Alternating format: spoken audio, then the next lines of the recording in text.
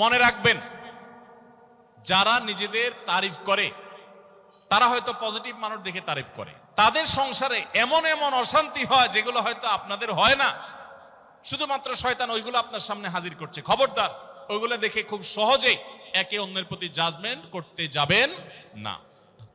তাহলে দাম্পত্য জীবনে সুখ শান্তির জন্য অন্যের সুখের মিথ্যা গল্প শুনতে যাবেন না।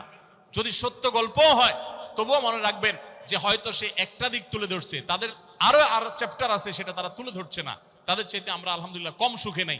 নিজেদের পজিটিভ গুলো দেখার চেষ্টা করবেন। 8 নম্বর, ক্ষমা করতে শেখা। দেখুন, ক্ষমা করতে না পারলে দাম্পত্য জীবনে কেন, কোন জীবনে আপনি কখনো সুখী হতে পারবেন না। সবকিছুকে অনেক বড় করে দেখবেন না, অনেক কিছুকে ক্লোজ করবেন, ছোট করবেন। এবং মনে রাখবেন, আল্লাহ তাআলা ক্ষমাশীলকে ভালোবাসেন। কোরআনে আল্লাহ তাআলা একাধিক জায়গা বলেছেন যারা ক্ষমা করে আল্লাহ তাদেরকে ভালোবাসেন। আপনি যদি বলেন যে কতবার ক্ষমা করব, যতবার আপনি আল্লাহর কাছে ক্ষমা আশা করেন, আপনি আপনার স্ত্রীকে, আপনি আপনার স্বামীকে, আপনার জীবন সঙ্গীকে, যে কোনো মানুষকে ততবার ক্ষমা করবেন। আপনি জীবনে একই পাপ কতবার করেন আল্লাহ মাফ করবেন আশা করেন না, তাহলে আপনার আল্লাহর বান্দাকে কেন আপনি ক্ষমা করবেন না? বিধায় ক্ষমা করা এটা শিখতে হবে।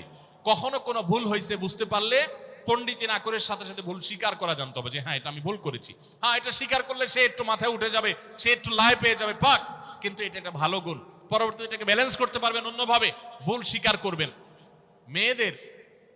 মেয়েদের সাথে বিশেষ করে যখন ঝগড়াঝাটি হয়, কোনো কিছু হয়, মনে করেন ঝগড়া তুমুল আকারে চলে গেছে, এখন আপনার স্ত্রী আপনার মৃত্যুদণ্ড জারি করবেন, জাস্ট এটা বাকি আছে।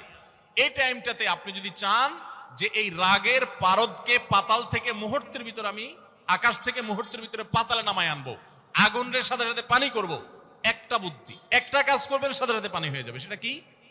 এতক্ষণ যা তর্ক করছেন, এখন বলেন যে আসলে তুমি ঠিক বলছো, আমারটা ভুল, ব্যাস দেখবেন যে আগুন পানি হয়ে গেছে সাথে সাথে। তো ভুল স্বীকার করতে পারে, এটা শুধু স্বামীরা না, স্ত্রীদের ক্ষেত্রে একই কথা প্রযোজ্য। এটা অনেক বড় একটা গুণ, বিশেষ করে ক্ষমা করতে পারা। ক্ষমা করতে যারা পারে না তাদেরকে আল্লাহ ভালোবাসেন না। আল্লাহ তাআলা বলেছেন যে আল্লাহ তাআলা ক্ষমাশীল মানুষদেরকে ভালোবাসেন। বিধায় আমরা ক্ষমা করতে শিখবো ইনশাআল্লাহ।